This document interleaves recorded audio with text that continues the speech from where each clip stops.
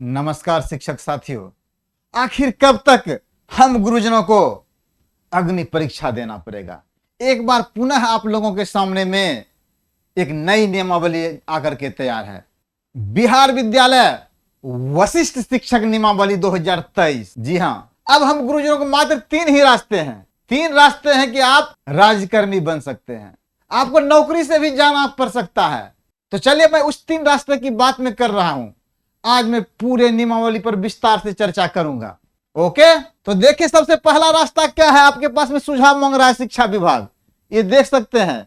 अगर इस नियमावली 2023 के तहत वशिष्ठ शिक्षक नियमावली जो 2023 है, अगर कोई आपको सुझाव है तो विभाग का एक ईमेल आईडी है director.sc.edu@gmail.com। हम लोग समय पर सभी शिक्षक अपने स्वजन प्रियजन के साथ में सुझाव दें। ओके, चलिए आइए मैं नियमावली के तहत लेके चलता हूं। देखिए नियमावली क्या है इनका। तो यही है आपका बिहार शिक्षा का वशिष्ठ शिक्षक नियमावली 2023। ओके, आप इसका जब विस्तार से इसको देखते हैं, इसका परिभाषा सब दिया गया है, देख सकते हैं आप।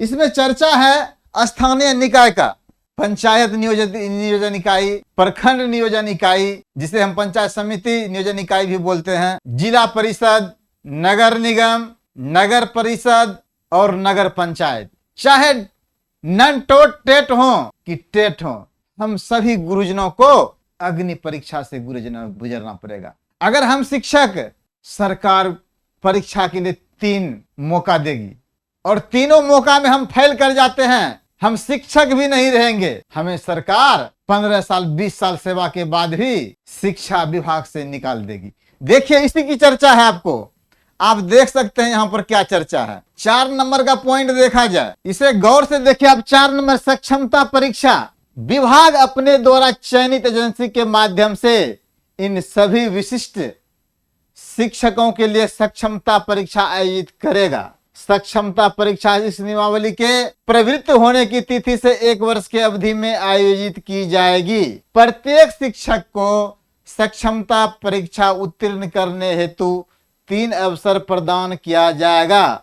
वैसे शिक्षक जो तीसरे प्रयास या अवसर में भी सक्षमता परीक्षा उत्तीर्ण करने में विफल रहेंगे, उन्हें सेवा से हटा दिया जाएगा। अब हम गुरुजनों के बीच में करो या मरो की स्थिति पैदा हो गई है। इसके लिए हम शिक्षक भी जिम्मेदार हैं। एक रास्ता है कि आप इस परीक्षा के माध्यम से अपने नौकरी को बचा लें और वशिष्ठ शिक्षक नियमावली के अनुसार परीक्षा पास कर उसमें समायोजित हो जाएं, या तो हम यहाँ सेवा से हमें सरकार निकाल देगी। अभी तत्काल मौका है, हम लोग क्या करें, सुझाव दें। सरकार के द्वारा जो सुझाव मांगा जा रहा है ईमेल के माध्यम से, अगर हमारे सुझाव को सरकार मान लेती है तो फिर भी कोई परेशानी नहीं है। और तीसरा रास्ता है लोकतांत्रिक ढंग से आंदोलन करने की, और इसमें भी सबसे बड़ी बाधाएं हैं दर्जनों शिक्षक संघ। अगर मजबूती से लड़ने के लिए हम शिक्षक आगे आएंगे तो बिना भेदभाव के, बिना किसी ईगो का, अहंकार का, सभी संघ को गले में गले मिलकर शिक्षकों के आंदोलन को आगे बढ़ाना पड़ेगा। अन्यथा तो हम लोग अपना दुर्गति देख ही रहे हैं।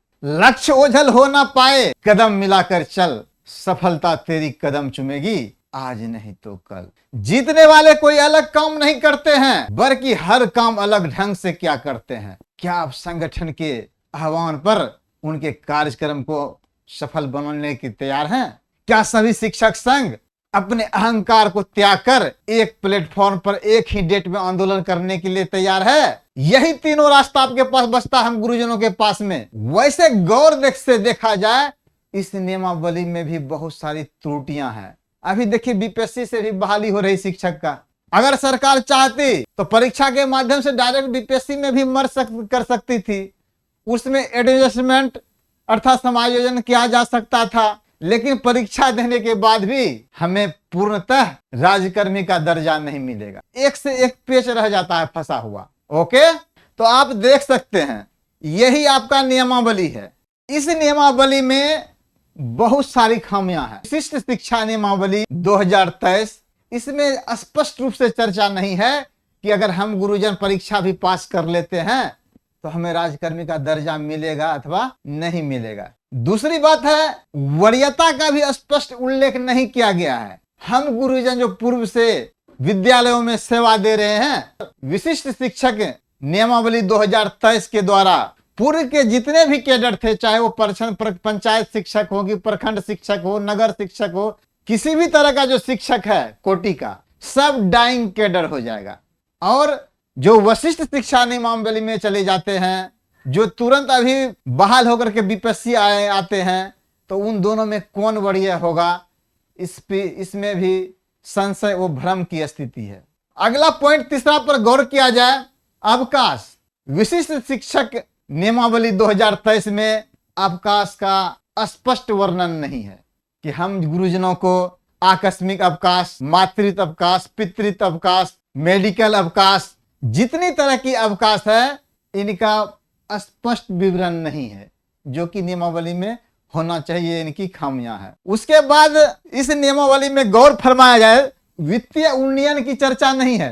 10 साल, 20 साल, 30 साल के बाद में जो वित्तीय उन्नयन को लाभ दिया जाता है राज्यकर्मी को, इस विशिष्ट शिक्षा नियमावली में इसकी स्पष्ट चर्चा होनी चाहिए थी।